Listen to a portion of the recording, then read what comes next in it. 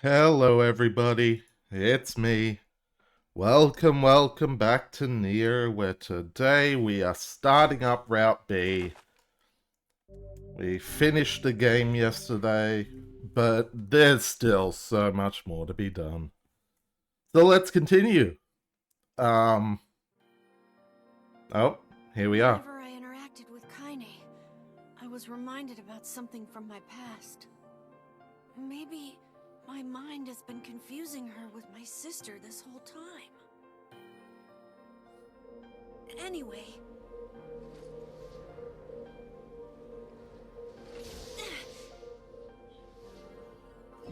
So yeah.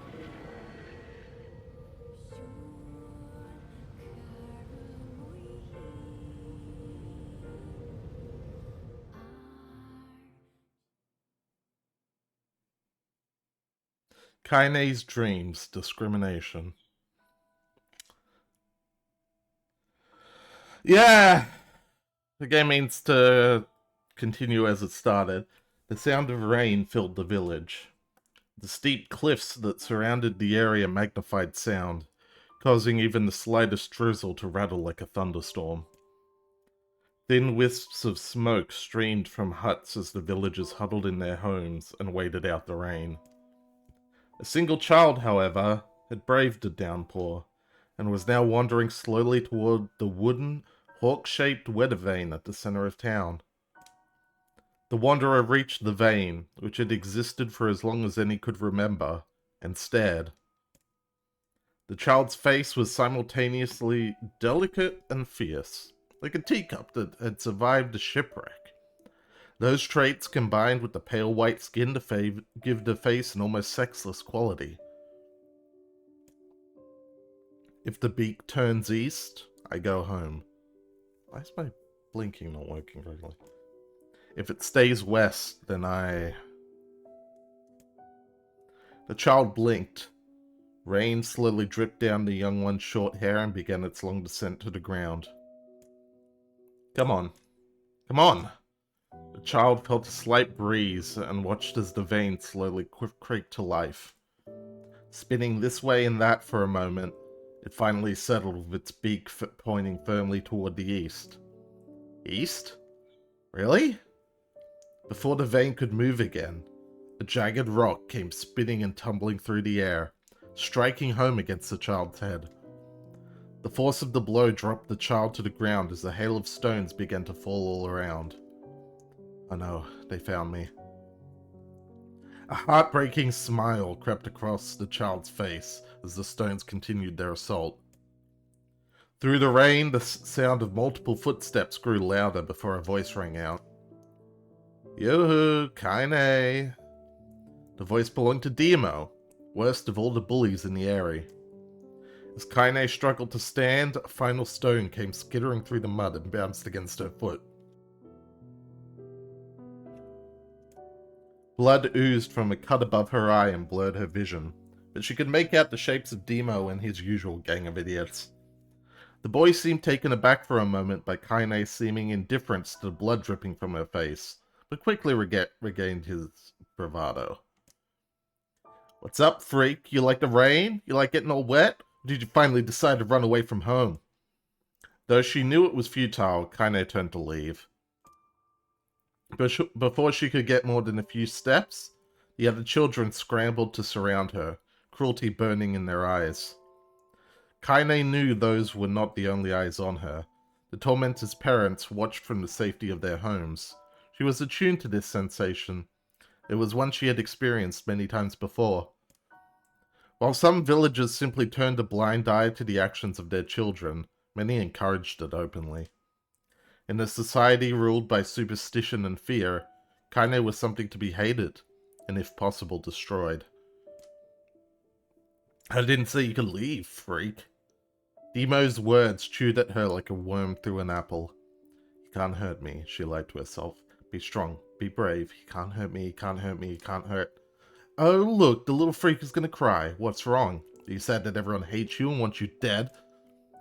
Kaine prayed for the rain to flood down and carry her away from a world that seemed to have no place for her. But if there were gods, they chose to ignore her. As Demo crept ever closer, the clouds began to thin and the rain slowed. Even the weather hates me. I'm useless. A failure. I wish Demo's rock had taken my head off. Kaine couldn't meet Demo's leering gaze. She lowered her eyes and stared at the muddy ground below. The bully moved forward until he was inches away. She could smell the scent of old meat on his breath. The boy grabbed Kaine's face with thick fingers and yanked it upward. She tried to turn away, but he forced her gaze back and jammed his thumb against her eyelid to pry it open. Show me. No. Did you just say no? Demo grinned evilly. You don't say no to me. No one says no to me. Not even taking his attention from Kaine, he called to his cohorts. Come on, guys, let's give the freak what she deserves. As soon as Demo finished, kicks and blows began to rain down upon Kaine. Demo paused, still grinning, as Kaine curled into a ball and tried to make the pain stop. I don't get you, freak. What you acting like a girl for, huh? Everyone knows what you really are. Kaine ignored the question, choosing instead to stare at the weather vane. It continued to point east, as if supremely confident about the future it had chosen for her. Go home? Yeah, that's a funny joke for someone with dead parents and no home to go to. Freak, chanted the children. Freak, freak, freak. Kaine closed her eyes and listened to the rain, waiting for the pain to start again. As the clutching hands of the village closed around her, she bent her mind to the sound of the rain, letting it become her world entire. The rain fell, but the pain never came. Only when the laughter of her tormentors turned to terrified cries did she dare open a single, blood-caked eye. Kaine was shocked to see Demo sprawled on the ground, holding his head and screaming in pain. She could see blood welling from spaces between his fat, twisted fingers. Oh my god, he's crying. He's actually crying. Deprived of their leader, the other children glanced back and forth between themselves, as if waiting for someone to step forward and take charge. When no savior emerged, they began an uneasy shuffle away from Kaine. The young girl was the least of their concerns. Instead, their attention was rapt on the ancient woman standing a few feet away. After struggling for breath for a moment, she finally spoke in a voice thick with rage. Hurts like a bitch, don't it? Now I suggest you scatter before I throw another one. And if any of you little bastards ever touch my Kaine again, I'll do far worse than throw a rock. You can count on it. The old woman crouched down and gently touched the hand Demo was using to cover the wound. Before he could think to protest, she ground her palm into the wound and twisted back and forth. Ow! He screamed, leaping to his feet. Stop it! What are you doing? Quit whining! Ain't no one ever died from a scratch. You hit me with a rock, you stupid bitch! A big one! That thing could have killed me! The old woman shrugged. Death is the best cure for stupid. Demo's face twisted with rage at her words. Locking his eyes on Kaine, he took a step backward and spat on the ground. Get out! Leave this village! No one wants you here, either of you! Seeing the old woman grab another stone, Demo and his companions turned tail and ran. As they fled, the old woman grabbed her side and barked out a single laugh. Ah, look at the fat boy go! Because he's healthy enough to run from a fight. The woman's smile faded as she turned her attention to Kaine. Kneeling down, she removed her shawl and placed it around the young girl's shoulders, then produced a cloth from the folds of her dress and began blotting at the blood on her forehead. Oh, Kaine, she said, why didn't you fight back? You're stronger than that lot. The words of her grandmother stung Kaine, and she turned away. Don't be nice to me, she said. I don't deserve it. Nothing matters anymore. Her tears, held in check for so long, finally began to fall on the muddy ground below. Everyone hates me. They think I cause bad things to happen. They think I'm a freak. I wish I was dead. As Kaine's tears turned to sobs, she felt her grandmother's hands on her shoulders. Despite her advanced age and diminutive size, she was a woman of surprising strength, and Kaine found herself unable to turn away. Don't talk like that, girl. It's a river wide and deep that flows between the realms of this world and the next, and it grants no mercy to any that attempt the crossing. You got a duty to fight until your last breath. Understand? The old woman tightened her grip and tried to still the tremor in her voice. You know the pain of losing someone close to you, Kaine. You know because you survived it. As the words hit home, Kaine was struck by the force of her love for the old woman. As a young child, she didn't even know of her grandmother, but when her parents died, the woman quickly accepted her as her own. Grandma, as Kaine called her, was cunning, vulgar, and quick to violence, and their first few years together had not been easy. But with each year that passed, Kaine and her grandmother had grown closer. However, it was only now, sitting in the mud with tears and blood caking her face, that Kaine truly understood the depths of her affection. Here was a woman who had seen hard times, who had seen death, who had fought through all these things and somehow emerged on the other side. If anyone could understand Kaine's pain and loneliness, it was her. Do I make you sick, Grandma? Of course not. Don't be an ass. Kaine drew her grandmother's moth-eaten shawl around her body and shuddered. But my body, it's not normal. If I was normal, then Mum and Dad wouldn't... Hush, interrupted Grandma. I'll not hear another word of this nonsense. You're my granddaughter, and I love you. And if folks have a problem with that, they can just go to hell. With that, the old woman reached out and placed a wreath of dried flowers in Kaine's hair. The skill it took to bend the flowers without breaking the stems or losing a single petal was remarkable, and the beauty of it made Kaine want to cry all over again. Oh my gosh. Oh my god. I gotta adjust my posture. These are lunar tears. Grandma, you made these for me?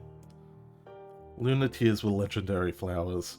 Most people could live their entire lives without ever seeing one, and yet her grandmother had somehow collected a dozen or more. Kaine reached up and touched the wreath as if she couldn't believe it was real. Where did you find these? Just stumbled on them when I was out doing the shopping. The old woman turned away as she spoke, leading Kaine to suspect that the search had been more difficult than she was letting on. The pain she took to construct the ornament, let alone track down the flowers used in its construction, made Kaine's head hurt. She reached up and gently adjusted the wreath, admiring the way it felt between her fingers. Didn't quite turn out right, said her grandmother as she squinted at it. These old hands have trouble with delicate work, but it sure looks good on a pretty girl like you. Kaine blushed and turned away. You think I'm pretty? Of course you are. What a fool thing to say. Thank you, Grandma. Her grandmother smiled. Gonna be fine, you and me, she said. Long as we got each other, we'll be just fine. Kaine took her grandmother's hand in hers, and the two of them struggled to their feet. As they began the long walk home, Kaine gripped the hand with all her might, as if trying to stop smoke from drifting away on the wind. The rain had stopped.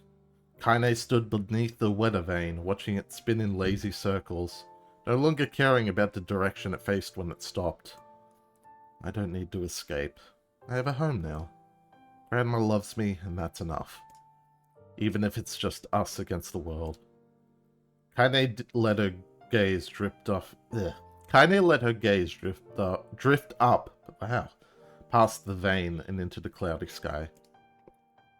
The last faint hints of a rainbow were slowly fading. As she turned and headed for home, the light scattered into a million particles and vanished, seemingly taken away on a breeze. Oh god, is it another one? Oh god, okay, this is what this stream's gonna turn into, is it? Alright, get comfortable, folks. In the distance, Kaine heard the steady sounds of an axe striking wood.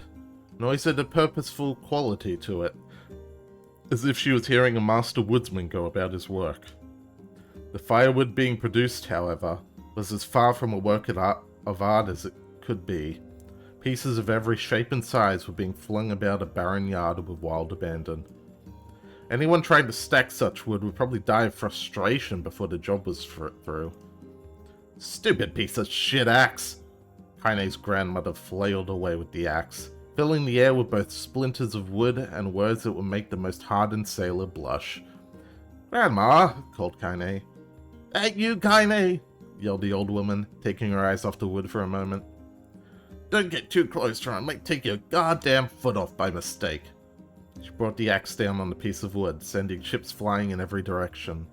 One spun past Kaine close enough for her to hear the whistle, at which point she decided to step back. Once she'd scuttled to a safe distance, she cupped her hands around her mouth and shouted, "Grandma! Do you need help? I can get you water, or lunch, or a new axe or something."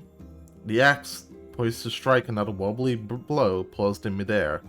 The old woman considered her granddaughter's offer for a moment, then smiled. "So, tell you what, since I'm doing such a piss-poor job of chopping, why don't you come here and take over so I can go get the water? Shades have been restless lately, and I don't want you running into one of them bastards." Relinquishing the axe, her grandmother picked up a long pole with wooden buckets on either end. Gathering water was by far the more difficult of the two jobs, but Kaine knew better than to complain. Once Grandma's mind was set, there was no changing it. Kaine did her best to help with chores, but Grandma took every task that required travel to the village. Though she had a long list of plausible excuses, Kaine knew the real reason. She didn't want her granddaughter to be taunted and harassed by the villagers. Once Kaine moved in, Grandma decided to take up residence a good distance from the area. Out of sight, out of mind seemed to be the best policy when it came to the villagers and her granddaughter. And rare were the days when any but the two of them could be found on a rocky acre of land they called home. Kaine enjoyed the solitude, but harbored a secret resentment that her grandmother was forced to spend her golden years in such a place. After watching her grandmother leave, Kaine turned her attention to the task at hand. She had never chopped wood before in her life, and soon discovered why the old woman hated the chore. Swing after swing of the axe produced only a tiny crack in the wood. When she finally managed to connect with a solid stroke, the tool embedded itself in the log and refused to budge. Frustrated, Kaine swung the axe around her head and threw it, log and all, across the yard. Damn it! Crap! She suddenly understood the joy her grandmother felt in a good curse. Happier now, she picked up the axe, forced it from the wood, and resumed chopping. She had a natural skill with a blade, but the task was challenging, and blisters soon began to form on her small pink hands. This is tough, and my logs are all weird sizes. Spitting on her palms and ignoring the pain, Kaine redoubled her efforts. Just as she was developing a rhythm, Grandma returned from the village. Setting down her buckets with a small sigh, she took one look at the logs and coughed out a wheezy laugh. "Pretty clumsy, girl. You better practice if you..." Her grandmother suddenly collapsed to her knees, causing one of the buckets to wobble precariously. Eyes wide, Kaine dropped the axe and ran to her grandmother's side. "Grandma!" The old woman shook her head and pointed a trembling finger at the bucket. "Get the bucket. Can't let it spill." Kaine steadied the bucket with a foot as she knelt by her grandmother. A small bit of water sloshed over the side and made a new home in the hem of her dress, but Kaine didn't notice. "Grandma? Grandma, what's happening?" Crazed with panic, she grabbed her grandmother's by the shoulders and shook. After a moment, the woman lifted her arms and batted Kaine away. "Stop that, just stop," she cried, breathing heavily. "Ain't like I'm dying, just tired from the trip is all." Kaine desperately wanted to believe her, but one look at the old woman's shaking hands and worn face told her more than words ever could. Her grandmother had lived a long, hard life, and it seemed the bill was finally coming due. The time when her grandmother watched over Kaine was ending. Sooner than either of them had feared, the positions would be reversed. The next morning, Kaine came to the side of her grandmother's bed and took her wrinkled hand. "Grandma, you're sick and you need medicine. I'm going to the village." The old woman shook her head and tried to rise, but Kaine gently pushed her down. "It's alright," she said. "I'll be fine." Her grandmother fixed her with a gaze that could melt steel. After what seemed like an eternity, she finally lowered her eyes and sighed. "Well, I don't like it, goddammit, but I guess I should quit being so stubborn and let you grow up." The old woman watched as Kaine strapped on her boots and made her way down the road to the village. Hours later, as an unseen sun made its way across a dark and rainy sky, she was still watching. Kaine moved at a brisk pace, checking her pockets every few minutes to make sure the money her grandmother gave her was still there. Every noise caused her to spin on her heels, making sure she wasn't being stalked by a shade, or worse, Demo and his gang. But she encountered neither tormentors nor shades, and Kaine finally found herself at the entrance to the village. A few adults she could see glanced sideways at her, and muttered to each other behind raised hands, before slinking away into the shadows. Her heart racing, Kaine took a series of rapid, shallow breaths and tried to calm herself. I have to prove myself. I have to help Grandma. I have to be strong. She chanted those words to herself over and over as she slowly made her way. Finally, her eyes settled on a rotund older woman who was angrily waving her arms in the air and telling anyone who would listen exactly what she thought of Kaine's presence. "Hey lady," said Kaine with a bravado she did not feel. "Where's the apothecary?" The woman's flabby cheeks shook in bewildered anger. "How dare this thing speak to me?" they seemed to say. But Kaine saw that her eyes held a different emotion, fear. "Yeah, we're both scared, lady. Trust me on this one." "Which way?" Kaine repeated. The woman pointed to a small building to her right before hitching up her dress and stumbling off in the other direction. Kaine cringed, expecting a stone to come flying from the assembled crowd, but none came.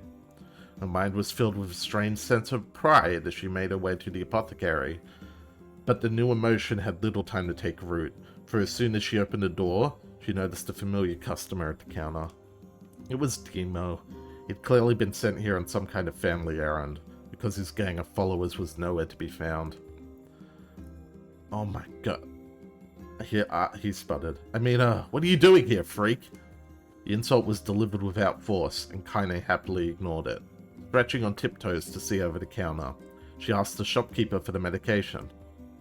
"Ha!" barked Demo. "That old bitch finally keel over? Go to hell, Demo." The boy's eyes grew so wide they seemed ready to fall out of his head, but before he could let fly a comeback, or worse, a punch, the apothecary told them to knock it off before he kicked them out of the store. Demo slunk out of the shop, cursing Kaine under his breath. Once he was gone, she allowed herself to breathe once more, taking a brief tour of the shop while the owner prepared her medication. Countless tiny bottles filled the cramped store, each with a label written in some indecipherable language. An ocean of aromas assaulted her nose, creating a scent that was exotic, but not altogether unpleasant. Seeing such a variety of supplies gave Kaine a sense of peace. Surely, in a world so vast, there would be a place that she could call home. On the far wall behind the counter rested a portrait of a stunning young girl. The picture had once contained bright, vibrant colors, but time had worked its cruel magic, and they were beginning to fade. The beauty of the work, however, remained undiminished. "You like that picture?" Kaine turned to find the apothecary with a small vial of medicine in his hand. His eyes were gentle but sad, and they seemed to stare through her and into nothing as he spoke. "That's my daughter. I sketched it when she was just a little girl. She's been dead a long time now." Kaine didn't know how to respond. She just stared at the portrait and tried to come up with the right words. "Pictures are wonderful things," continued the shopkeeper. "They let the ones closest to you live on forever." He shook his head slightly, then looked down at Kaine and smiled. Handing her the medicine, he reached into his sizable green apron and produced a handful of old wax crayons. "You should have these. There's no one left that I wish to draw." Kaine took an instinctive step back, causing the shopkeeper's face to darken. "Yes, I've heard rumors about you," he said. "It's a small village and word travels quickly. Between you and me, I'm not sure which of them to believe, but I also don't think they matter much. I know your grandmother, Carly, and I think the way she was driven out of this town is just deplorable." "Grandma's name is Carly?" thought Kaine suddenly. She was mulling this new fact over in her mind as she reached out and gently took the crayons from the apothecary's hands. "Your grandmother is an old friend of mine," he said as Kaine scooted away yet again, "and I owe her much. I wager she would like it if you drew a picture of her." Am I gonna have to deal with the dog? I really hope someone else in this house can do something for a change. Yes, I think she would like that very much. Kaine murmured a quiet agreement, but inside her heart was bursting. Never before had a villager treated her with anything but complete contempt. It was a tiny, almost imperceptible step, but it was a step nonetheless, and with enough tiny steps she might one day discover the rest of the world. When Kaine returned home, she found her grandmother asleep in her bed. Her feet were blackened and raw, even bleeding a bit in places, leading Kaine to think that she had been pacing around the room until exhaustion finally caught up with her. She placed the medicine by her grandmother's pillow and turned to leave, but found the old woman's hand clasped around her arm. "Back already, are you?" asked the grandmother with a yawn. "Come here, let me have a look at you." Grandma sat up and examined Kaine from head to toe. Finally satisfied that nothing terrible had befallen her grandchild, she leaned back and allowed herself to relax. "Well, how was it? Those bastards give you any trouble?" "It was kind of fun," said Kaine with a small smile. "No, seriously, it was." "Fun, eh?" asked her grandmother in a voice which implied she believed anything but. "Uh-huh. So anytime you need me to run an errand, just let me know." As she spoke, Kaine removed the crayons from her pocket. After a brief explanation of their source, she informed her grandmother that she was going to sketch her portrait. "A portrait of me? Ridiculous. No one wants to stare at a wrinkled old crone." "But Grandma, it'll make you live forever." "Horseshit," said her grandmother, throwing back the sheet from her bed. "Living forever would just piss me off. Now put those crayons away and help with dinner." But Kaine would not relent, and in the end, Grandma found herself leaning against the wall of their house as if posing for a master artist. Kaine took up the crayons, eyed her subject carefully, and set to work. Just as her grandmother was about to nod off, Kaine finished the piece. After staring at it for a bit, she released it from her grip and let it slowly drift to the floor. "It's terrible. Doesn't look like you at all." "I'm sorry, Grandma. I thought these crayons would, make drawing easy or something." The old woman's eyes narrowed at her granddaughter's disappointment. "Let me be the judge of that," she said, ignoring the pain in her back and reaching for the paper. The sketch could have been a person's face. It could have also been a boulder, a lump of clay, or an incredibly misshapen loaf of bread, all rendered in a chaotic array of colors. The old woman stared at the picture for a long time, then slowly wheezed out a laugh. "Oh, Kaine," she said between laughter. "You truly are my blood. You're as clumsy as me, and I love it." "But..." "Hush, I won't hear any more bull about how ugly you think it is. It came from the heart, and I'll treasure it always." True to her word, the old woman gave the picture a place of honor above the kitchen table. The days that followed, Kaine would often catch her staring at the portrait with a strange smile on her face, an action that she interpreted as silent, mocking laughter. A week later, Kaine could stand it no more, and asked her grandmother to take the artwork down. "Posh," said the old woman. "I'll take this down when they roll me in my shroud." He pondered this for a bit. She then turned to Kaine and dropped to one knee. "Listen to me, girl. Seeing this picture makes me happy in a way I've never felt before, and it makes me want to go on, so that someday you can feel the same happiness." It was a moment that burned itself in Kaine's memory, a perfect blend of pride and love and joy that came together to form a lifelong remembrance. She swore to never forget this moment, to never forget the old woman who had made her place in the world possible. Time moves on, people and memories move in and out, like ghosts passing through a hall. But this moment will be different, Kaine swore, because I will remember it forever. Forever. Oh my god, that's more. Why is it more? Why did he dump 3 visual novels on me? Oh my god, give me 1 second. Ugh, I need to drink water.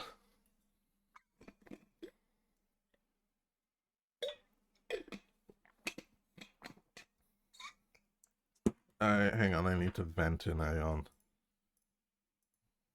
Okay, bitch, have 3 light novels. Congrats.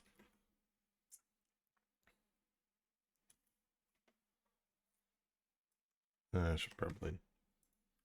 Yeah. Okay.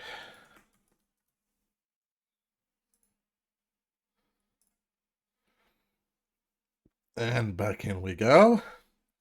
Kaine listened to the sound of crackling firewood and stared at the black object on her plate.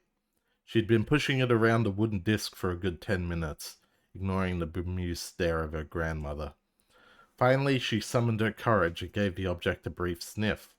A sharp, bitter scent flew up her nostrils and made its home there, causing her face to twist with disgust. Grandma, I can't believe you want me to eat a bug. The old woman threw some more wood under the cooking pot and snorted. It's no bug, you fool girl, it's a berry. Why the hell would I be feeding you bugs?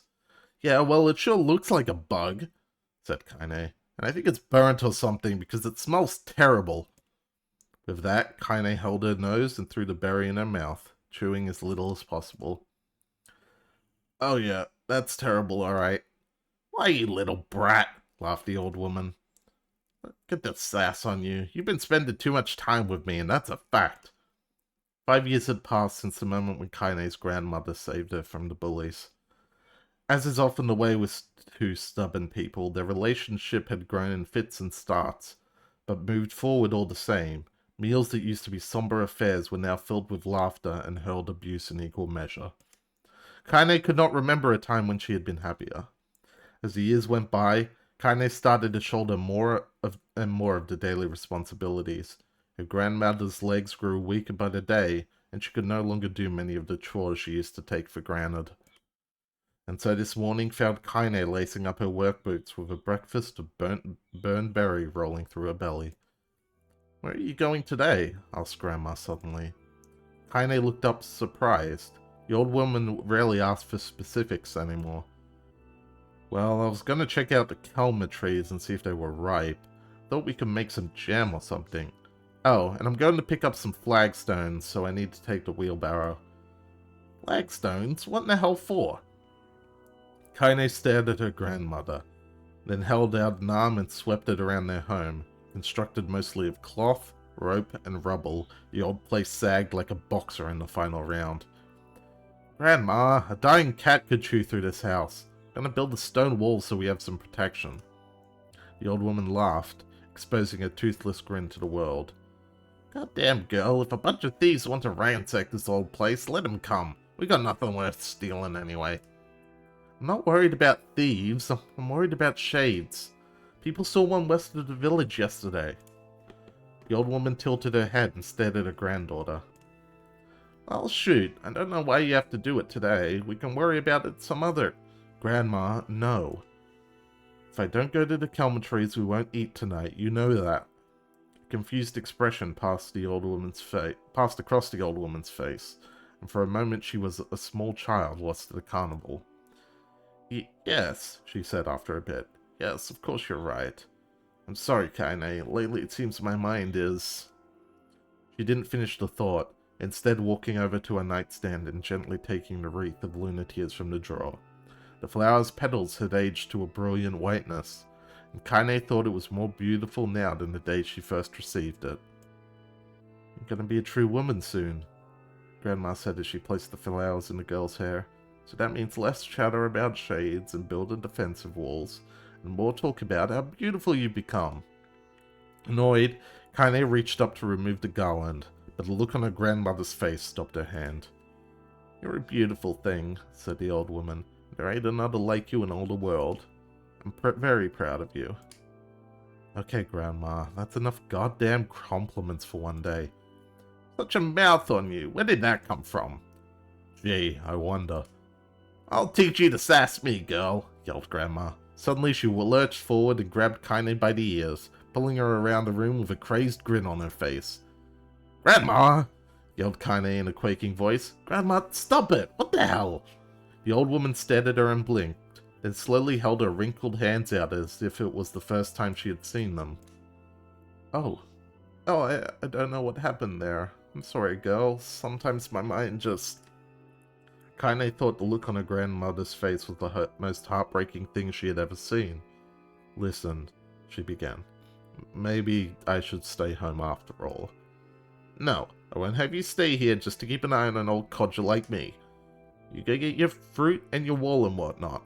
I'll be fine.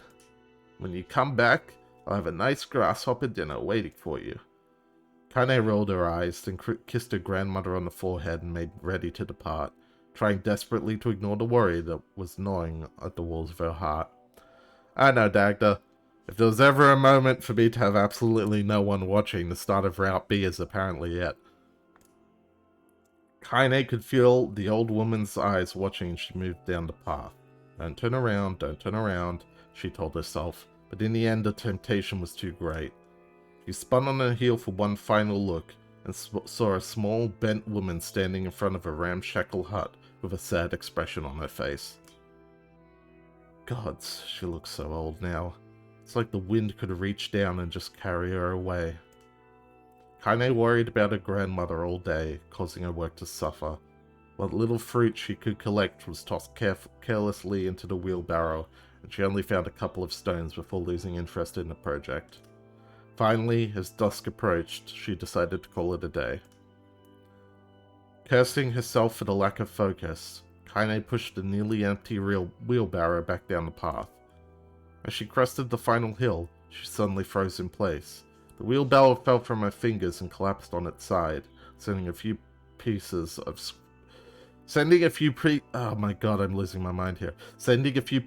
wrinkled brown fruit rolling back down the hill.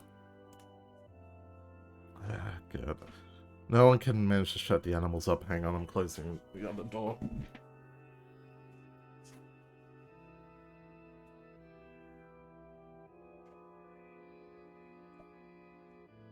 Yeah, square. Like we got one family member over and suddenly everyone in the house forgets how to take care of the place. Anyways. Her gaze was transfixed by a thick black cloud that hovered just ahead. Tracing its path with a finger, Kaine suddenly felt her stomach knot in on itself. No. Oh gods, no. Her grandmother's house was ablaze, the flames licking up as if trying to touch the sky itself. Grandma? Grandma? Kaine ran then, faster than she had ever moved in her life. Once she tripped on a stone and went sprawling into the rocky ground, but she leapt to her feet and continued running, unmindful of the blood that spilled from her wounded hands and knees. As she got closer and closer, Kaine's mind began to race in time with her footfalls. It's too dark. It's too dark. Not just fire. Can't be fire. Too much smoke. Gotta save her. Gotta save her. She burst into the front yard and came to a sudden halt, her worst suspicions confirmed. The smoke from the fire was mingling with the thick, inky blackness of an enormous shade. The massive creature supported itself on 3 twisted feet and achieved balance through means of a large armored tail. Scales, horns, and claws sprouted from its body in a random, chaotic pattern, giving it the appearance of a lizard designed by some insane god. Seeing Kaine, it let out a roar and flicked its tail, sending small whirlwinds spinning around the yard. For a moment, the creature retreated into a shimmering, inky blackness, as if her mind was unable to comprehend that such a thing could actually exist. But then, the smell hit her, a blend of rotted meat and excrement, and the horror became real once more. The creature bellowed again, and this time Kaine responded with a scream of her own. Alright, you bastard, she thought as the scream echoed off the high cliffs around them. It's you or me, let's go! The shade eyed Kaine with bemused interest. Then it began looking from her to the house and back again, as if urging her to look at the destruction it had so gleefully wrought. With dread building in her heart, Kaine glanced toward the house. Through the smoke and flames, she spotted a small figure struggling to escape the ruins. Grandma! At the sound of her voice, the old woman began waving frantically. She's alive, thought Kaine. Alive! Kaine's legs sprang to life as she raced across the yard toward the flaming wreckage of the house.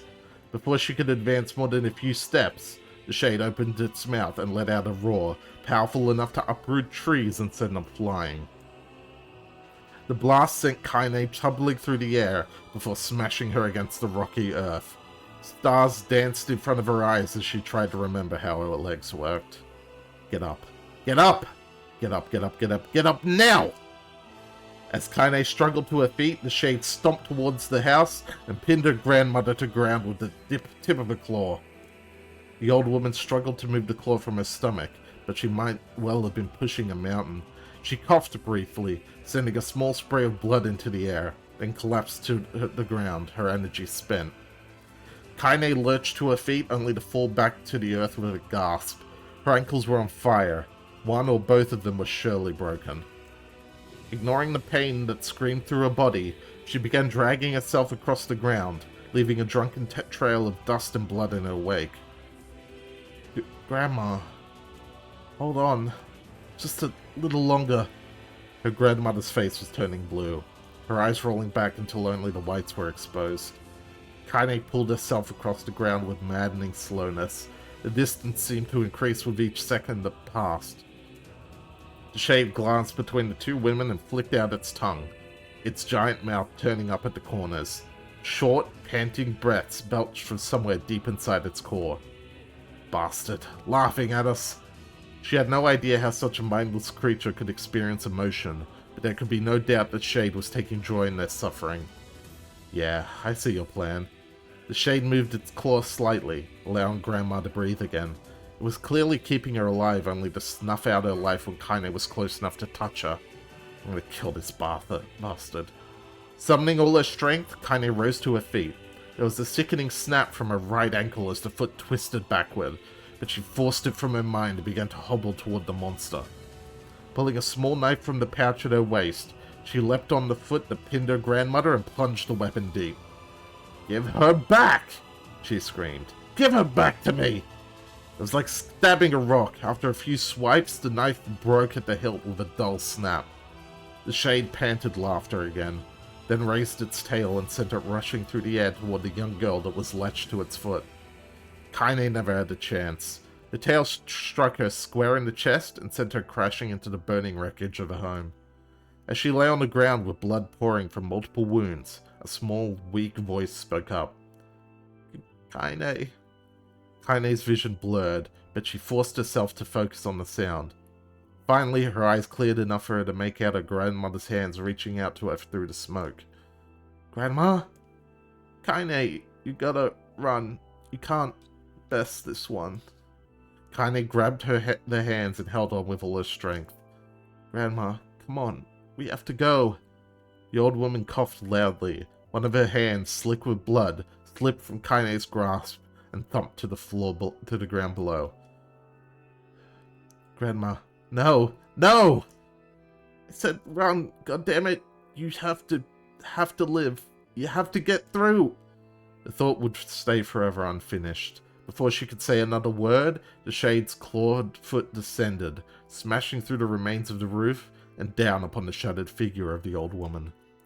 Blood oozed from the gaps in the creature's toes as the terrible, putrid smell assaulted Kaine's nose once again. She stared at the foot, dumbfounded, convinced that what she was seeing could not possibly be real. When the creature finally lifted its appendage, all that remained underneath was a twisted, unrecognizable mass of rubble and red. Her grandmother was gone.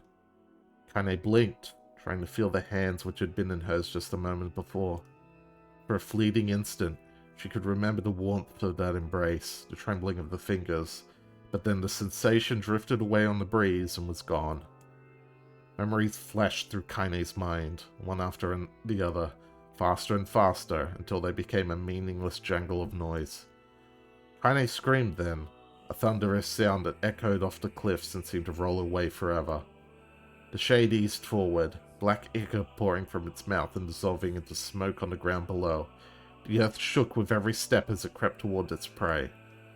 Kaine's body slowly rose as if controlled by a mad puppet master. Her arms and legs were bent at impossible angles, her head lolled dangerously to the side, yet somehow she managed to stand. Staring at the Shade, her eyes began to glow with a deep red fire. The creature, so confident just moments before, took a slow, hesitant step backward, trying to discern if this broken human could possibly be a threat. Could possibly pose a threat. Kaine seized the moment. Laughing like a madwoman, she leapt into the air and plunged the shattered hilt of her knife deep into the leg of the Shade. The Shade shook Kaine off like a fly, sending her crashing to the earth once again. Her chest rose and fell slowly, as if a great weight were resting on it. Moist sounds of pain echoed through her mind. Something warm and thick oozed from her ears. Is that blood? I think it is. I think I'm bleeding to death. No. Can't die. Grandma told me to live. Deep inside Kaine's mind, something finally broke. The sound, the pain, the smoke and flames, all of it faded away until all that remained was a single incantation repeated over and over again. Kill it! Kill it! Kill it! Kill it, kill it, kill it, kill it, kill it! Kill it, kill it, kill it, kill it, kill it, kill it, kill it, kill it, kill it, kill it, kill it, kill it, kill it, kill it, kill it! Kill it now! As the spark that was Kaine slowly began to flicker and die, she felt her desire to kill and her desire to live blend into one. The distance between heartbeats grew longer and longer and longer.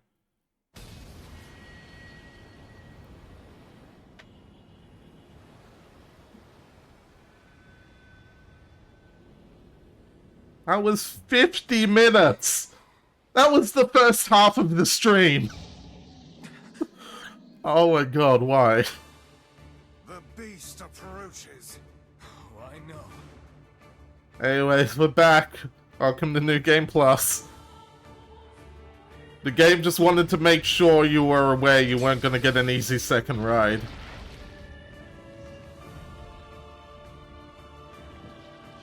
Alright. You're gonna get fucking destroyed.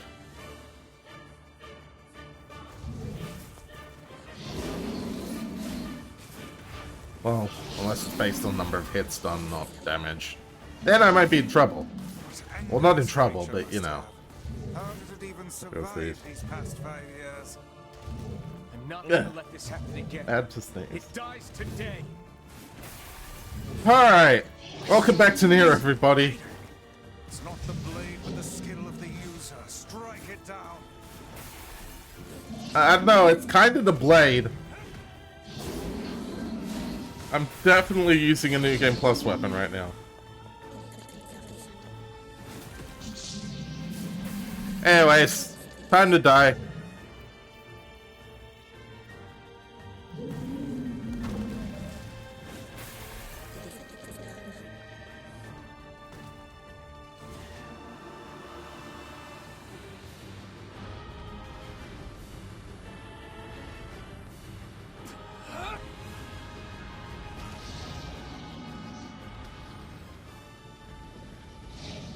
And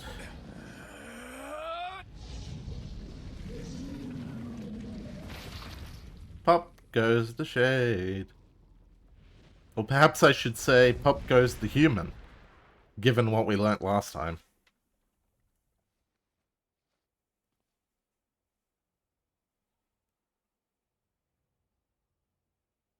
Yeah, that's about how I'm feeling right now, Emil. Jesus Christ. I actually just straight up read a light novel on stream right now. That was longer than the other ones. Not like all of them combined.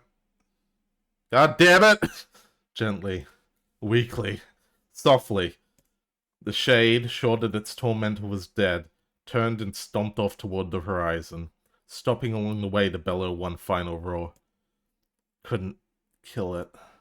Shamed beyond imagining, Kaine tried to turn her head to the side, but only succeeded in coughing up a huge gout of blood. It was getting difficult to see, and only after a moment of fierce concentration did she realize that her left eye was gone. Laughing to herself, she turned her remaining eye to the ruins of her home and noticed a ragged stump of an arm resting a few feet away. Yeah, that's mine, she thought with a mad giggle. This is gonna make clapping a real bitch. Ha! Cried a sudden voice from the depths of her mind. Finally gonna die, are ya? Well, you had it coming. Go to hell, Demo, she thought at the unseen assailant. Go to hell before I pluck out your eyes and feed them to a dog. The voice of her childhood terror evaporated in the smoke, only to be replaced by another, more recent voice. Hold still, said the apothecary, materializing from the ruins like a ghost. I want to draw you, that way you can live forever. No, stop. Don't want to live forever. I want to die right here. I see, he said quietly. Well, if that's what you want. The spectral shopkeeper fluttered in and out of existence for a moment, then produced a piece of paper and sketched quite quickly. After a few seconds, he turned the page to Kaine and smiled. Since you rejected my offer, I decided to draw someone else. It was a picture of her grandmother, real as life. Kaine opened her mouth to thank the man, but stopped as the picture began to blacken in the middle. Before she could say anything, dozens of multi-legged insects began to swarm across the image, tearing at it with sharpened pincers. Stop. No, don't hurt that picture. Kaine reached out with her remaining arm and waved futilely at the air. To her surprise, the insects fell off the picture into the ground below, where they vanished into tiny black tendrils of smoke. Relieved, Kaine turned her good eye back to the picture, only to open her mouth in a silent scream. The sketch now showed her grandmother as she truly was, a smashed, unrecognizable lump of nothing. The apothecary smiled, then broke into a jolly dance. See that? He cried as he danced his jig. It's perfect now. She looks just like you. Ha-cha-cha-cha. I look like that? Oh god, I'm gonna die. I'm gonna die. Drowning in despair, Kaine laid her head back in the mud and smoke of her ruined house and waited for the end to come. But just before she let everything go, an unfamiliar voice began whispering in her ear. Ain't you got a wish, sunshine? The voice was vulgar and fierce at the same time, as if insanity had somehow found a way to take form. Kaine wanted to scream as the voice crawled under her skin, but her lungs refused to work. You know, a wish? Like a prayer or something? Why don't you get on your knees and start praying to heaven? Please, invisible man in the sky, save me! Save me! Kaine finally resorted to shouting at the voice with her mind. I don't make wishes, they don't come true for me. I'm a curse, a freak. I should be left to die. The other voice boomed in her ears. Oh my god, you are the best. Kaine glanced down and saw a black, shiny substance oozing from her legs. She tried to brush it away, but her remaining arm would no longer respond. The substance slowly crept around her feet, and then began moving upward toward the rest of her body. Is this death? Is this what it's like? Or is my mind just losing itself? She could feel the slime oozing upward, feel the hot, searing pain it left in its wake. Whatever else might be happening, she was still alive, and this was real. Come on, said the voice. Let it go. Kaine tried to ignore the voice and concentrate on the pain, but the newcomer would have none of it. Don't ignore me, sunshine! You're ready to give up, ready to die, so why not let me have it? Have what?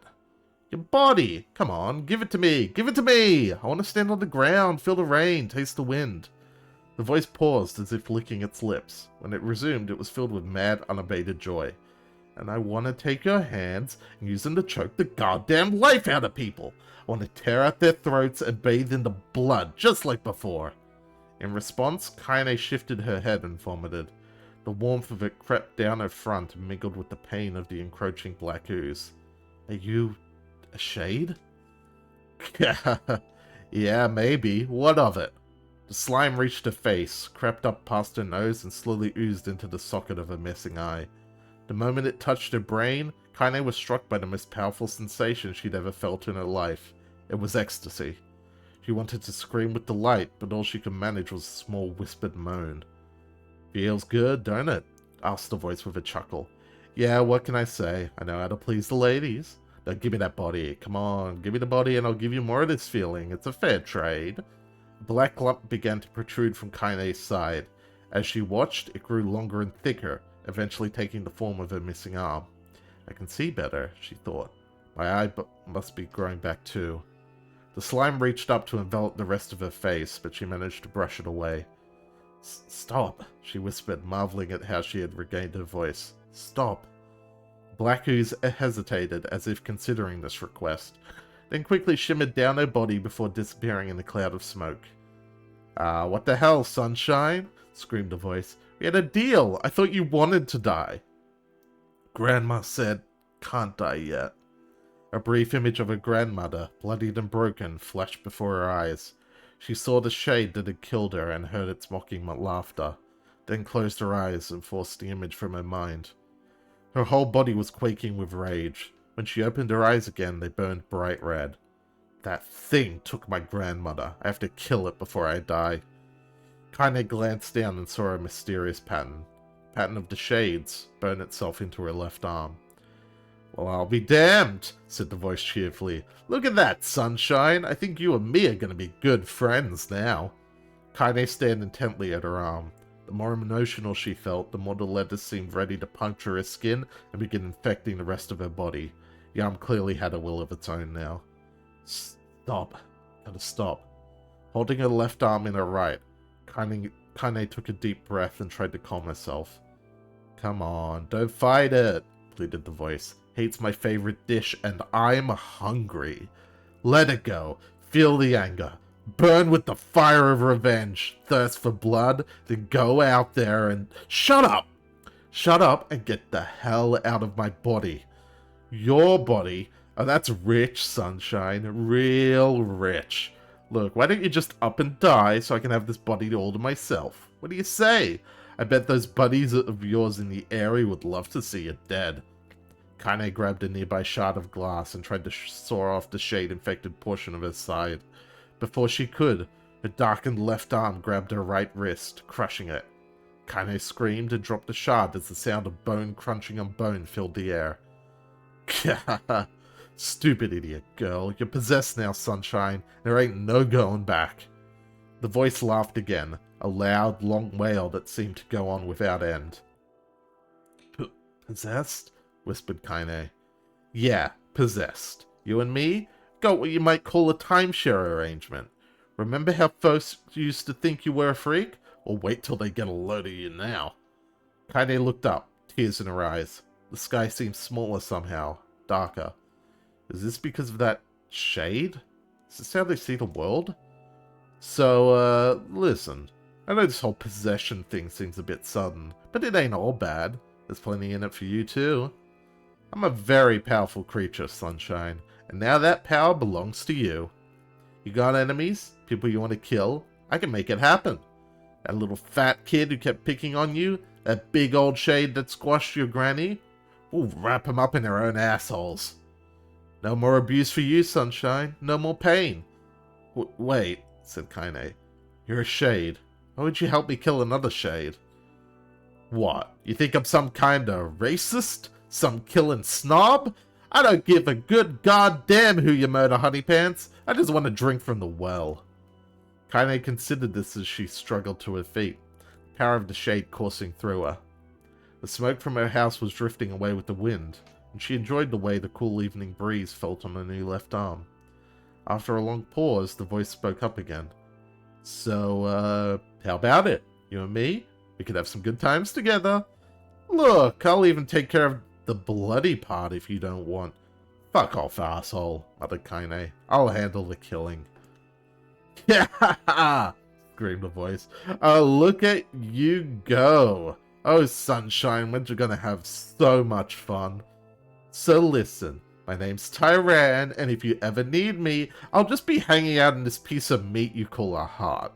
Now get to it. The more you kill, the more your heart turns rotten and sour. And I like rotten and sour. Kaine found herself nodding at the voice. Yeah, she said. Yeah, I think this can work. I'm gonna find that shade, and I'm gonna strangle it with its own guts. When I'm done, I'm gonna do the same to you, Tyran. Count on it. Ha! Laughed Tyran. I've shit bigger than you, so good luck with that. Oh, and hey, one more thing. Right now, you and me are sharing this body. But if you ever run out of hate, if you ever, you know, go soft, then I'm gonna take over everything. So keep on killing, Sunshine, and watch your back. Voice grew fainter and gradually faded away, fading to somewhere deep inside Kaine herself. Kaine waited until she was sure the voice was gone, then waved a new left arm around a few times. It feels perfectly normal, she thought. It feels like mine. Desperately, she began poking and prodding at the new limb, determined to find something wrong with it. She didn't want it to feel normal. That would mean the creature inside it had already won. I am not a shade. I'm Kaine. Repeating this mantra in her head, she slowly began digging through the rubble of her house, being careful to ignore a certain red-stained spot in a corner. Finally, after what seemed like an eternity of heartbreaking work, she found what she was looking for. It was the wreath of lunar tears. Though it had been through hell and back, The garland's petals were as bright as ever. Kaine started to place it in her hair, and slowly lowered the wreath and stared at it. I'm sorry, Grandma. I'm so sorry. But I don't deserve to wear this anymore. I'm possessed, corrupted, a freak. And this time, I don't think there's any going back. Holding the flowers to her heart, Kaine fell to the ground and sobbed. As night gradually lightened to dawn and the people of the area rose to their daily lives, she remained in that position, as if tears could somehow wash away the horror that now infected her world. Alive. Stay alive. Stay alive. Grandma. Basically what happened You gotta live. You gotta come back is to us. Yoko Taro heard me saying, oh, almost the first half of the stream. You might want to double check that, bitch, and then hit me with the last 20 minutes. Oh, hey. God damn it. Alright. God, why did I decide to play NieR Replicant again? I knew this was gonna happen. Emil, you were the one calling me, weren't you?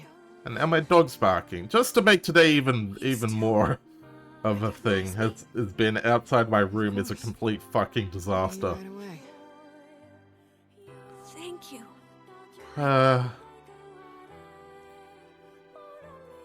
Anyways, hello, welcome to the stream. How are you all doing today? Wow, you grew up. I'm doing fine. I just had to read So, 4 light novels. 5 years.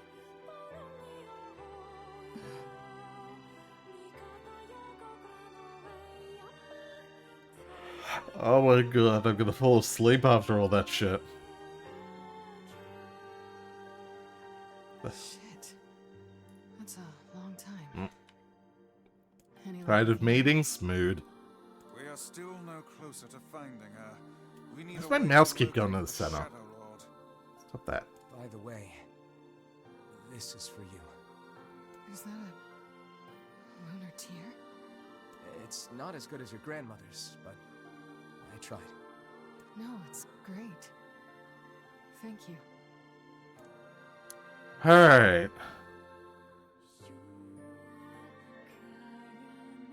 And now we should meet with Kind Popola from her long petrified sleep. after this bit. Emil's unflagging kindness. Our reunion was a happy one, and we let it wash over us like rain. That is, until Devila and Popola had to go and run. I get it because it was raining at the start of Kaine's story. That makes sense. Alright. Are you? Please. Yeah. This is. It's we could No, you would. people as right. But Yeah, so, we're gonna be skipping some things because we've done this shit before. What is the ma- Kaine all would never even attempt. We should turn. I'm just... Gee. That was so much reading. Didn't get much sleep that night. I'm just... That was literally half the stream. Like, what else can I say about that? For the first time in my life, I doubted Popola. I'm not a visual novel streamer. In the end, This is why I don't play Danganronpa on stream. they said and did what they did for the sake of the village. Hell, it's part of the reason I didn't continue Raincode. To protect it from the horror of the shades. Oh my god.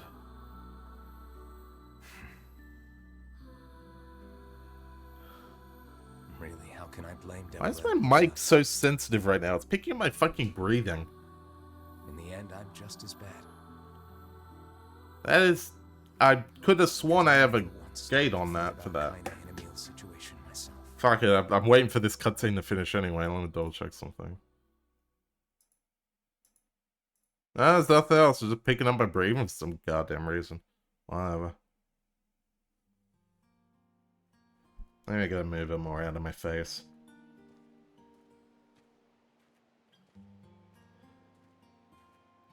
Yeah, that was probably it. should apologize to Kaine and Emil. Anyways, back to NieR. But what good would Stop that even... centering the fucking mouse. Wait, is that... As we have something new now. I'm so happy to get to talk to you again, Kaine. Yeah, me too. I tried everything I could think of to save you, you know. I polished you with a special cloth. I poured warm water over you. Wait, you poured water on me? Yeah, but it didn't really do much except make you all shiny. Hey, Emil. Thanks for saving me. I guess you noticed how I look different now. I'm sorry, Emil. I'm sorry for all of it. I did just have a thought. Well, I mean, That's what I this should new do. form isn't Hang all on, I'm gonna bad, add a... you know? I just had a really good thought for how I could improve my, my audio quality. I'm just gonna do it right the fuck now. So I need this low as shit, but...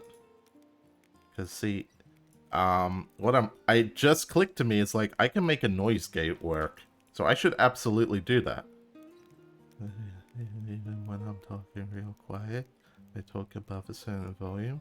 So that means that if I put it at even if I put it at like a really fucking low, like noise gate threshold,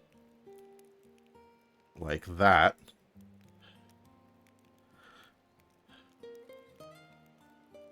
No, a little bit louder. No, hang on. Listen, I just spent like an hour reading shit. Y'all can put up with like a few minutes of me fucking around with a noise gate.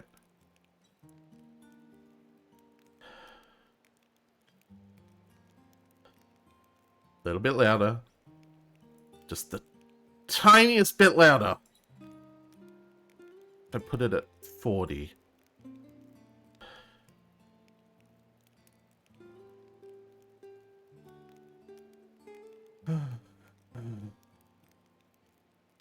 Yay, even when I breathe loudly now, it doesn't pick up. If I really want to whisper really quietly, I can do that too. Nice. So that should make for a better streaming experience. Congratulations. And won't even pick them in. Yep, I should have done that ages ago. Alright, well, that was a good thing to think of. You know, actually, maybe okay, Yoko Taro, all is forgiven. Spending so long doing nothing but talking and reading made me reconsider my mic settings and improve them. So, yeah, there you go. Alright, back to NieR. At least I can look at you when we talk, right? I mean, looking at Kaine is definitely a nice thing to be able to do, don't get me wrong. Hey, so why don't you tell me something about yourself? I'm not very interesting. Sorry. Come on, I just want to know you better. Please? Fine. This all happened when I was a kid. Before the whole shade possession thing. Alright, just checking, like... Kaine, that's the name of the song, My body is... different. And when the villagers found out about it, they started treating me like a freak. But one person, my grandmother, accepted me just as I was. No matter how bad things got, she gave me the strength to keep going. She's really special to you, huh? Yeah. Oh, hey! That gives me an idea. Since we cured your petrification, we should start looking for a way to cure your possession in my body. I know we can do it if we all work together. Heck, it'll probably be super easy. Let me guess. More warm water? Okay, can we just forget I told you about that?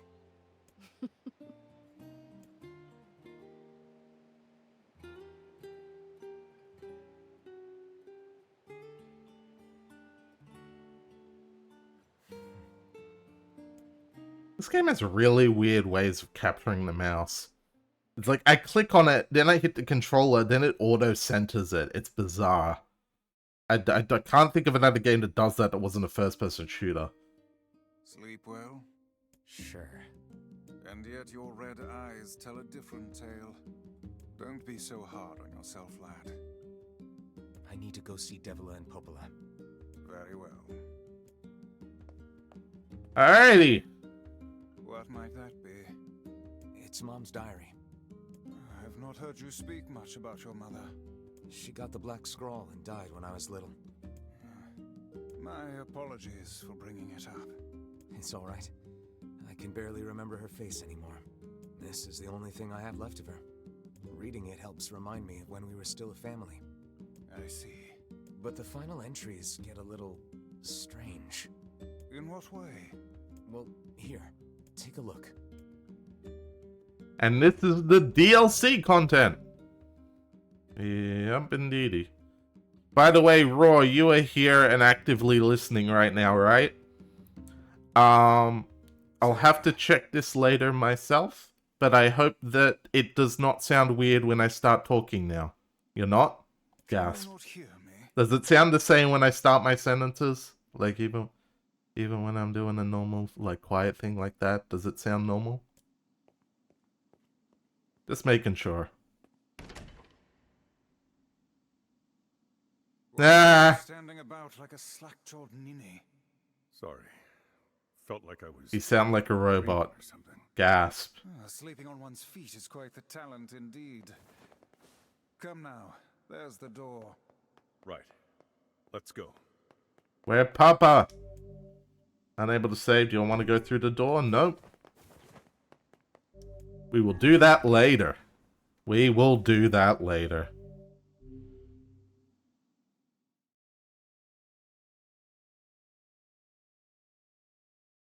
Also, Raw, I don't sound like a robot. I don't... Listen, if I could sound like Sam voice, I'd be making a fucking mint. I feel as if I've just awoken from a most unpleasant dream. I know what you mean. That happens to me whenever I read it.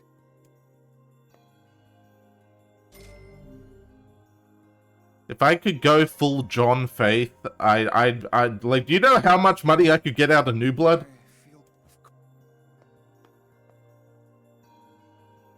Anyways, let's continue onwards. Ba ba ba. Ba da da da da.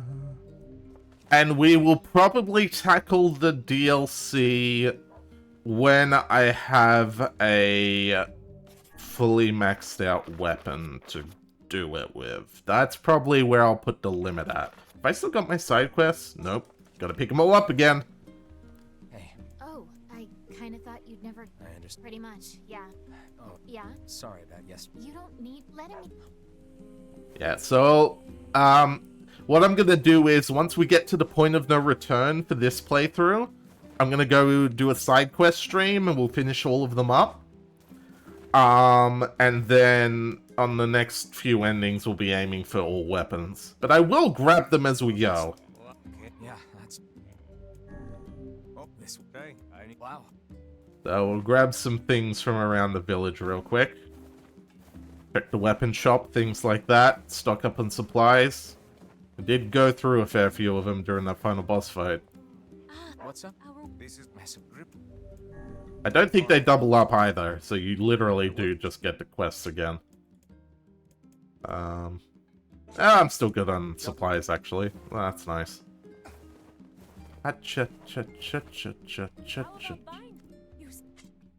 He saved his life. I'm giving you a discount. Okay. Only our harvest weren't so... Did you ever... Nope, I guess the other side quests came later. Fair enough. There are no items, no new weapons. Alright, straight to Popola then. Our good friend Popola, who is... Oh, let's be fair. They're not, like, actively malicious. They were just literally built to do a specific job. Like, what... Like, you can't, like, blame them for wanting humanity to not go extinct, you know? That's, like, a very reasonable desire. Like, for any race to, like, avoid extinction. Also, do we bring up the fact that fucking Tyran is like, I'm not fucking racist. I just like killing. Hey, Popola. What up? Popola? Oh, You're just trying to protect. It's very. Oh, you. That's it. But So, yes, it took. I up the fair batch. thanks. All right. And Alright, now we're gonna go do that part of the adventure where we go to the Lost Shrine. Let's go. And I guess we'll pick up everyone else along the way. Because they are not gonna be getting on the ferry with us immediately. The path above the entrance to the. Yeah, I know. We're gonna go do this. To know the canal is finished. Hopefully this puts our days of running all over. Oh my goodness. What an adventurous evening this has Faster been. we can save Yona. Let's use it as often as we need. Oh, Roar. Question. How genuinely have you played Trackmania? Are you at all experienced with that series? Oh god, it's you. Hey. Oh yeah, huh? Thanks. Still in. They're like, I gotta know, because I won't lie. And I'll accept my days will end, or do your eyes burn too fierce? Now that is an interesting question. But yeah, no, like, genuinely, like, where are you at on Trackmania? Answer this question, and then your brain will tell you. You haven't played Trackmania at all? Okay. How are you on arcade racers? Think like Sega Rally. Hansel. What do you want? Go away, dirty defective swine. I'm not like you, I'm different. You're a beast at Burnout? Honest to God, you might really like Trackmania. So, do you know the concept behind, like, its gameplay style? Not like the tracks being, like, very roller coastery, but, like, the controls. I'm asking this because, honest to God, if this sounds up your alley, I will buy you the $10 edition so we can play some co-op multiplayer servers. Because, yeah, no, the controls with Trackmania are kind of the bread and butter for it. Vroom vroom? I'm gonna assume that's a no. Well, we're just climbing up the shrine. Basically, Trackmania was a game that most people played on mouse and keyboard. Like, this is, you can accelerate, brake, turn left, and turn right. You do not have any, like, that's just how you controlled it. And a lot of cursors were designed as like, no, you're not, no, you don't understand? Oh, what don't I understand? I have a wheel like... Roar. I have a wheel. You do not play Trackmania with a wheel. No. It, like, actively, that's a very... Because Trackmania is essentially 99% of the time, you're going full lock instantly. Grimoire Vice has been taken away, Hansel is dead. There's no reason for me to exist anymore. My life is over, just leave me alone. What? Now, you can play Trackmania with a wheel, but you are at an active disadvantage because you are going up against people and courses. Sunshine, we finally get to bathe in blood. Don't talk to me. I want to kill so bad I can barely stand it. Yeah, so you get to hear some different voices in the B route. I mean, as long as you... Yeah, you can controller. The idea is with controller, you would have analog stick, because sometimes analog turning is a good thing. But you would honestly be playing with the D-pad a lot of the time. Not that you couldn't play with analog stick, just... Yeah. Because this is a game that legitimately the devs were like, yeah, people have keyboards. Part of the appeal is that you don't need to buy a controller. You can play these with keyboard. But yeah, the actual courses are like... It's not about fine-tuning your turns, etc. It's more timing and keeping as much speed as possible. Makes it very fun to... You sold it, then you started unselling it. How have I unsold it? What part have I unsold here? Because all of this is viable with controller. My point is that it's a racing game designed with digital inputs, not analog inputs. But though, that being said, these days analog inputs are still superior. But yeah, no, like, the idea, yeah, back in the day, you'd log onto a server, playing with, like, a D-pad or a mouse and keyboard, and just hold forward and time your left and right turns. And like, you know, well, that's on full speed courses. On regular courses, you got brakes and shit, and, like, technical stuff.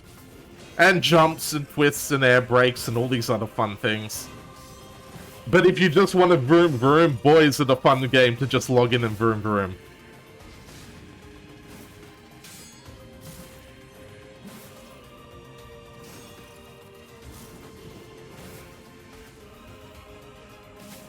Also, you can fully customize your car. And you can paste the lion on the car. Honest to God, I may even open up the car in paint.net and make it my own little car skin. Well, actually, I think you need the club edition for car skins, but I mean, that's fair. It's $40 a year for, like, that's, well, the logic is you pay for that so that they don't have to microtransaction it. They can just be like, nope, everything we add is free, all content, all updates, everything forever. Just give us the money a year, and if you don't care and you just want to casually play a little Trackmania, you can just pay $10 a year to log on and play some servers for however long you play for.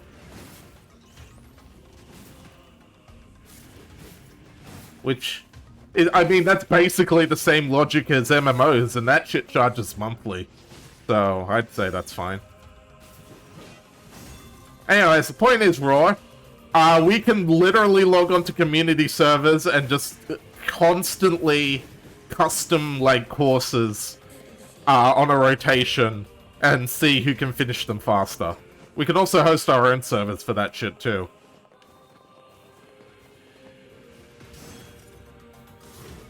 It's all Ghost. Well, actually, I think it's all Ghost. I think there's an option for arcade mode where the cars bump into each other, but I'm pretty sure it's like rally style time trials by majorly default.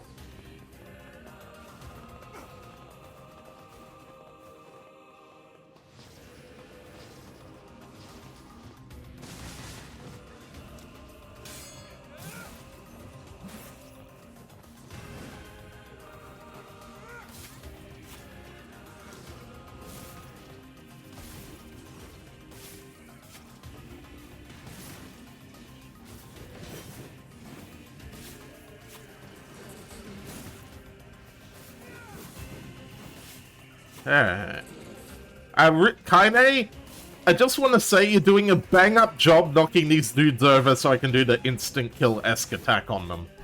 It's just really, really stellar work today, Kaine. And you got stabbed as well. Huzzah! What else? Speaking of community maps, oh boy.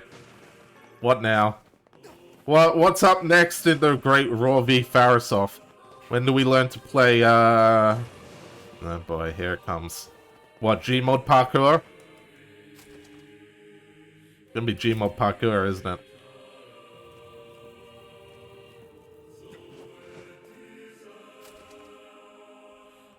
We got a Sokoban again.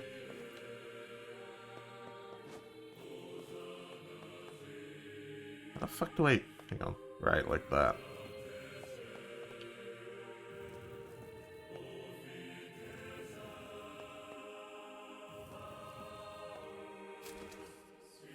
This is all too easy. A little bit. A little bit, Vice. Also, Roy, you usually need to drop a game after the when do we play,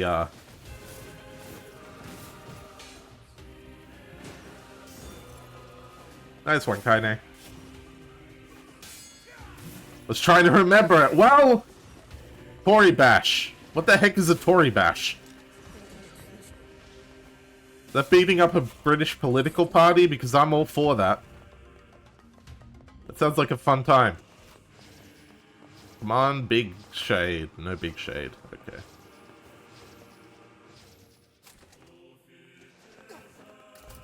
But actually, though, what the fuck is a Tory Bash? Turn-based fighting game where you control individual. We still haven't even played Yomi Hustle.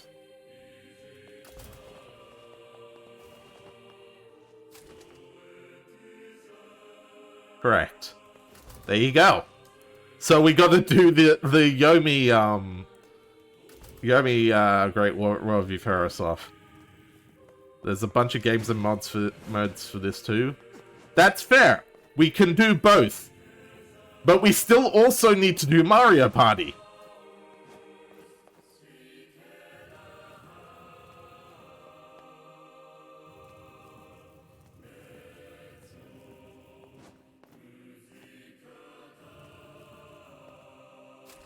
We haven't done we only did the first one, and we haven't done another one in Yonk now. Mostly because people have been busy and internets have been failing. As, you know, as was the style at the time. You gotta do more stadium, yep. Shit, I'm pretty sure I responded to the Risk Legacy, but I genuinely don't remember if I did. I may have looked at it when I woke up and then forgotten. The shades are telling us to turn back. I wonder why. These guys. Certainly not your garden variety of shades. Their bodies aren't fully functional. You said no weekends. Yes. If we're going for regular plans... Incomplete shades, Gavin. Incomplete shades? Interesting. Yeah, weekends are the least ideal, like, time. Because weekends are when I have other things scheduled already, most of the time. Otherwise, I'm pretty much good.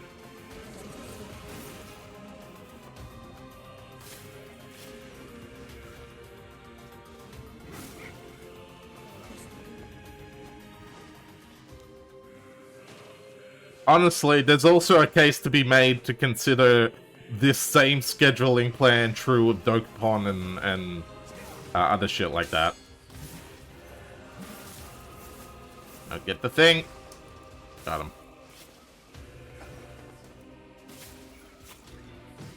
Ow. Bitch.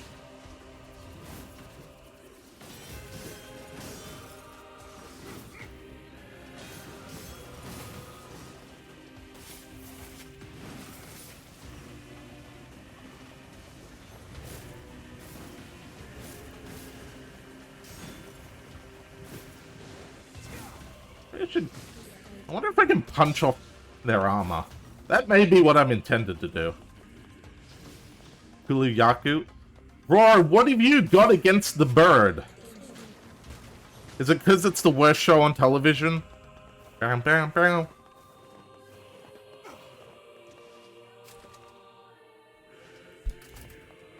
It's because it's the worst show on television, isn't it? No, it's because it makes your sword stronger. What? I mean, fair enough. Listen, I ain't one to judge.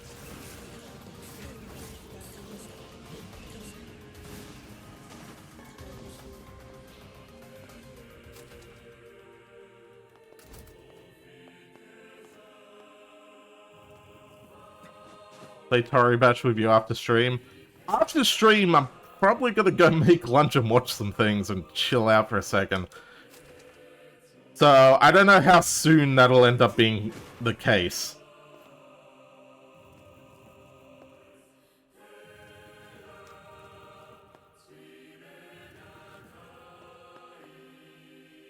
Also, well, I'd say play Trackmania, but you have to do the subscription shit. Otherwise, the only thing you can do without subscribing is play, like, the free tracks. Which is perfectly fun to get an idea of if you like the game or not. So I would still recommend trying that out. at some point. More than enough between the tutorials and the free campaign to figure out if you like the game or not.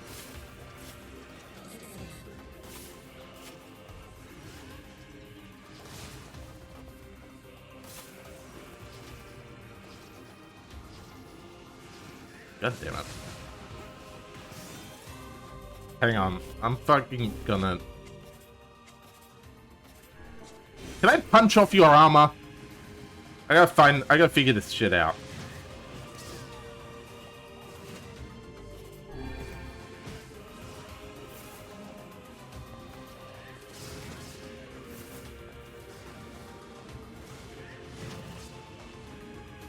Kind of. Not really, though. Are any of these armor breaking?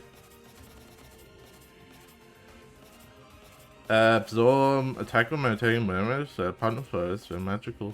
I can phantasm, but I don't think that's armor breaking.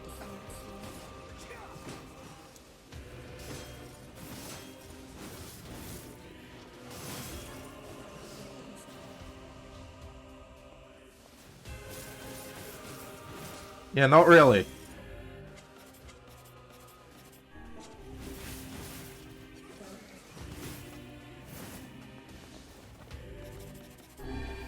I may as well use that.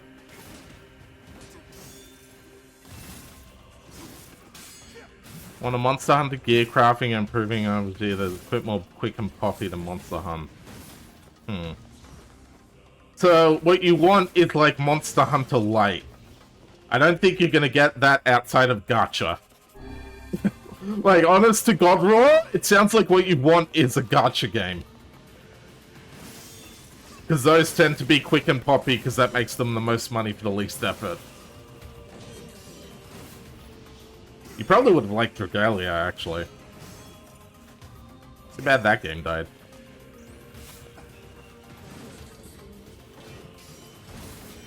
Either that, or go for something really, really retro. Like a SNES game or something. Those were so cheap they couldn't afford for it to be, like, lengthy and non-poppy. Leave Nalpon to Poppy.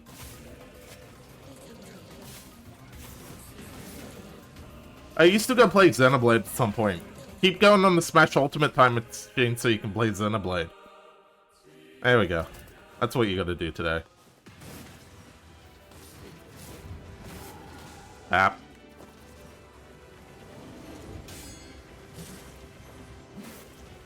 Xenoblade's relatively quick and poppy until you get into a cutscene.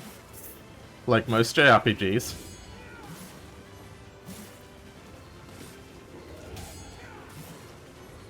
Also, you'd have to stream it, so... And this thing's having a bad day. Yep. Hodu! No relation to Hodor, I guess. Alright, let's go. Up the stairs. Give him the stick. Don't give him the stick. I've treated you all poorly. I mocked you, betrayed you, all because you went gestalt before the change was complete. But after all this, I think I can understand you. I think we can speak as equals. This makes me very happy. I hope we can spend the rest of our life.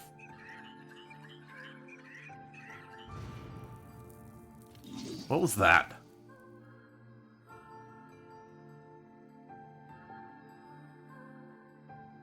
Oh, they're understanding each other.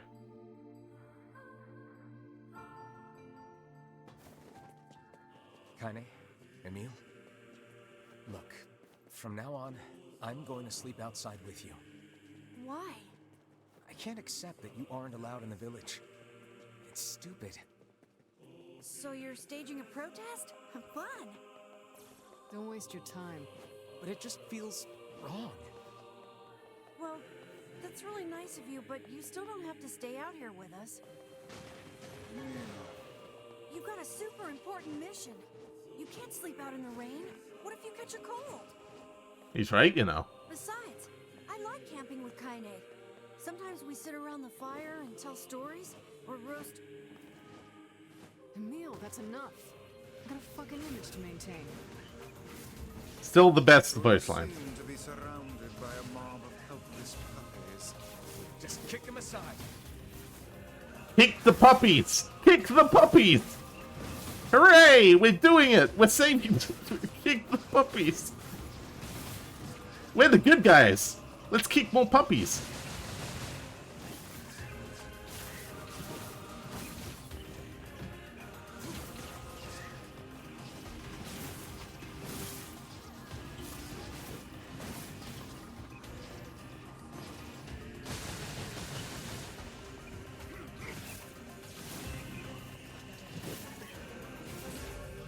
Hodol! Neat. I don't think I'll use it, but neat.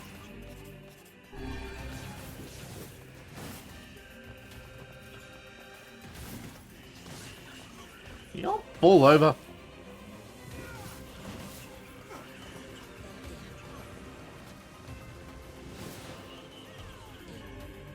Luxar! That's MP cost. Neat.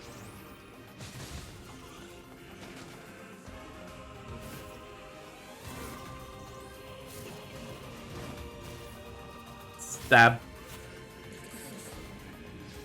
And you are stuck there. Did you fall over? That'd be swell right about now. There we go. Excellent.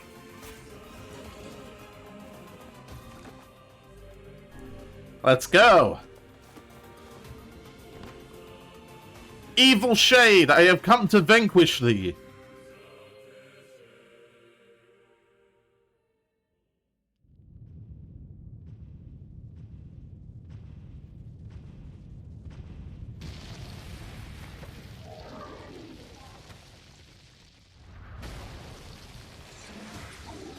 Don't you touch them.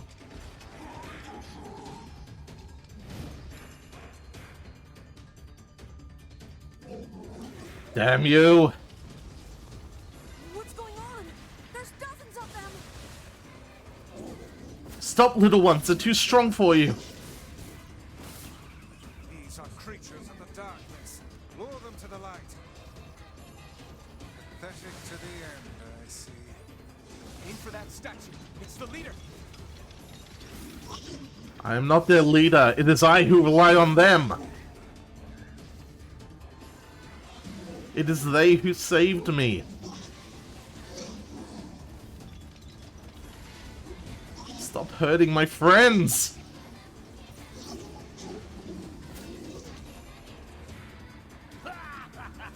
Oh, you're funny. I'm gonna start crying.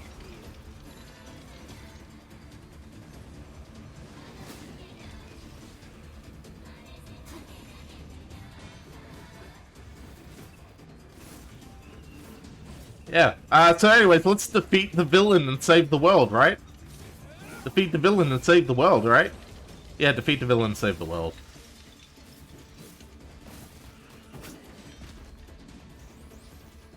Definitely defeat the villain, save the world.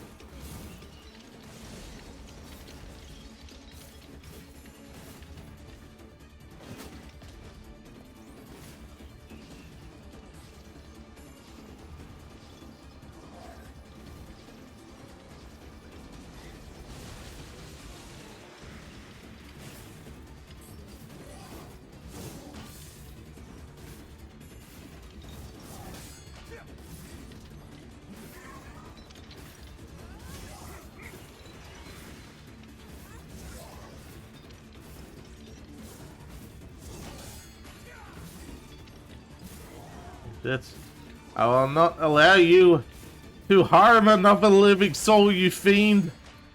You pure... Yeah, so... Anyways, if you can't tell what the theme of the second half of this is going to be, welcome to NieR. I fucked that up.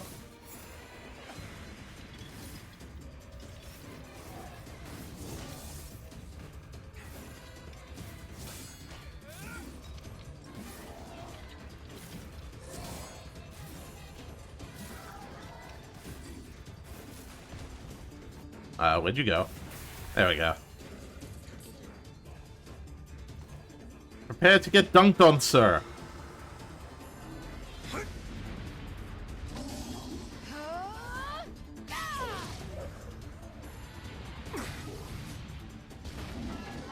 Or literally get dunked, as the case Fell may with the be. beast.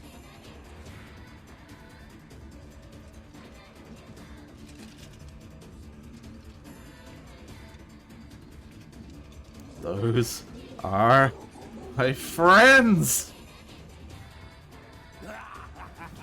This is one stubborn son of a bitch. Damn it, damn it, damn it! Hey there, sunshine. You ain't feeling bad for this freak, are ya? Ain't no turning back now. You got a lust for blood. Embrace the slaughter. All we know is the thrill of battle. Ain't that right, Kaine?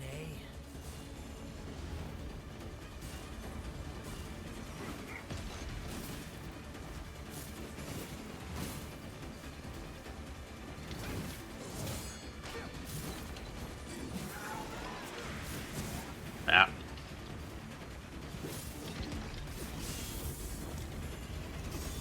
Nope, that ain't happening.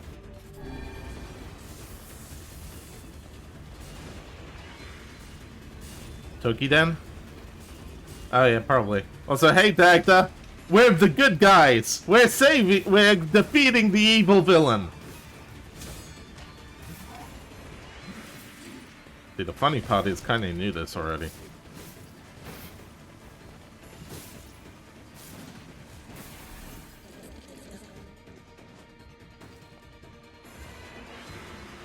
Take this, fiend!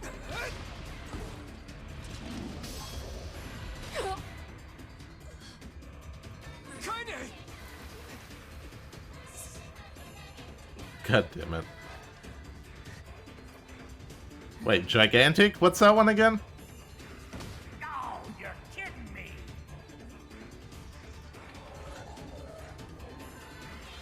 Kaine! Move, move! Come on, you stupid arm, move!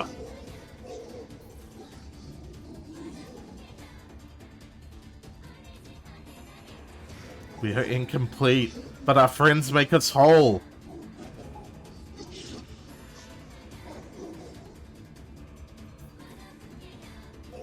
We are mocked, abused, and hated, but our friends keep us strong.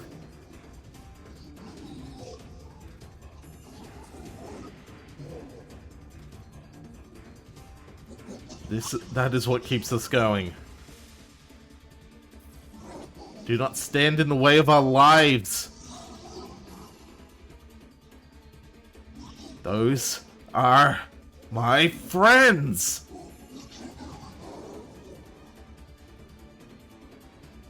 Come on, move. Move, move, move!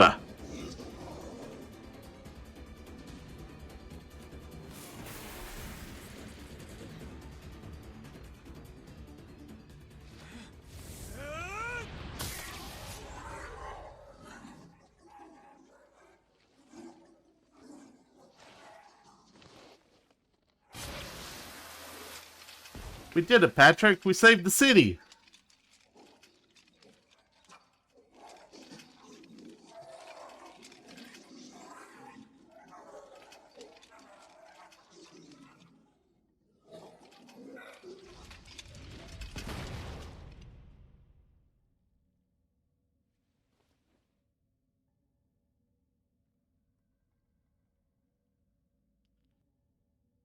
Kaine! Are you alright?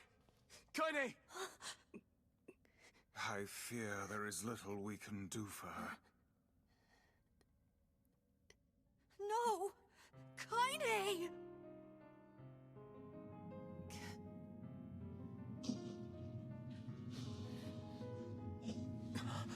What is happening?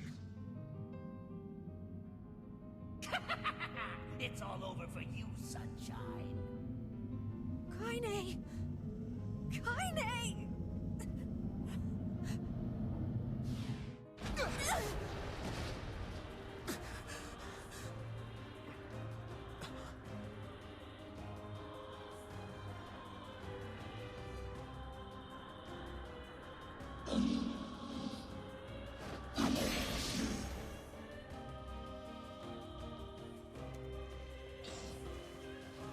It's Kaine's shade! No other choice. We must strike it down. Kaine!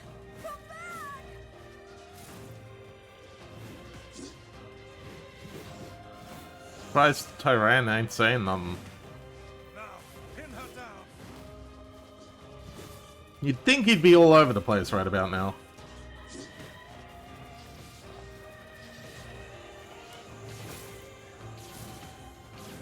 Ah. Not like... Oh, he is insane, but that's another matter.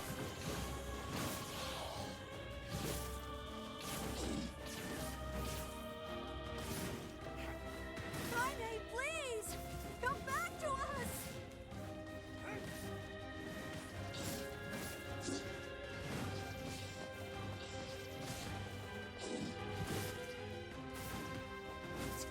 It's do or die time! I'll swallow you all. Emil!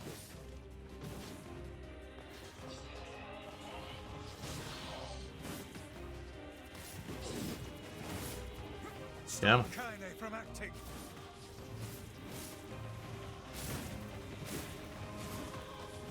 No, not quite.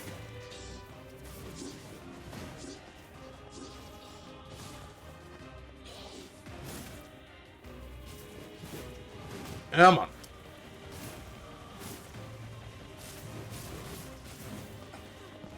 Not quite. One more. Two more. Couple more. Go down. What the fuck over?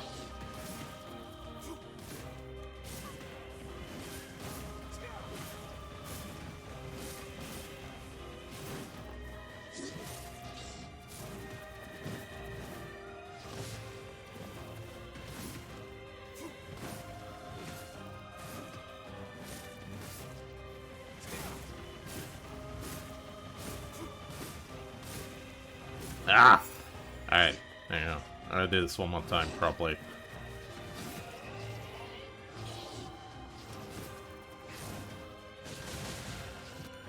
There it is. Oh dear.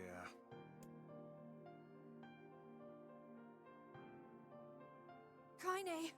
Kaine! Kaine! I couldn't hold it back. I can't be with... We're always going to be together, Kaine. If you transform again, we'll just stop it again. As many times as it takes. I don't care how tough it is. We're gonna get you back. I like sleeping outside because I'm with you, Kaine. I'm able to ignore my appearance and keep going because of you. I'm weak, and I'm sad, and I'm lonely. But you make me strong. You're my friend, and I need you. So don't you dare leave me.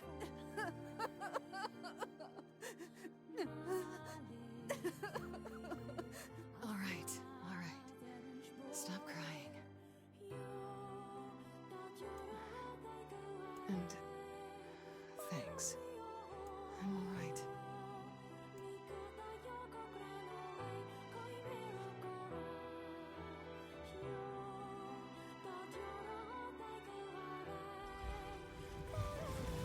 Over there. A winner? Oh my.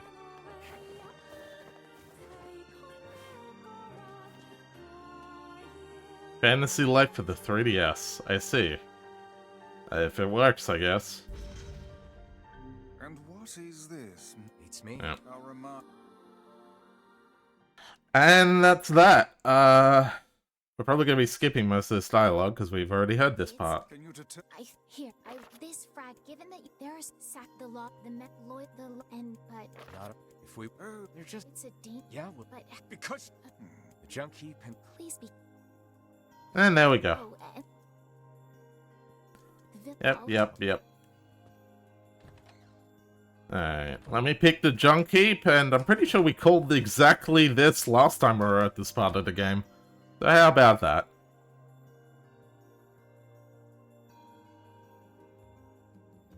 Head for the junk heap. Populus. perhaps we could. But... but I read like 3 visual novels today, so I'm tired and I am going to call it here because this feels like a good place to call it. Jesus Christ, this was a stream. I don't know what this turned into, but it was something, alright. Anyways. Thank you all for tuning in to this utter nonsense of a NieR stream. We got past the other extra long novel part. And now we're on Route B, which is going to go a fair bit faster. But, yeah, it's definitely not the last time we're fucking reading. But, either way, that's done, that's fun, it's a good time. And I'm pretty sure literally every single person currently watching right now is Dag, Roar, and Zakora, so I'm not going to do the usual spiel. And instead, I'm going to give a very specific shout out to you VOD viewers in the back. I see you there. I love you. Anyways. I am still going to rate someone, though. Who are we rating?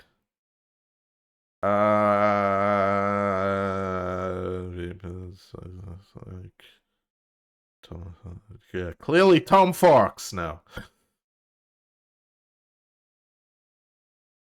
We shall raid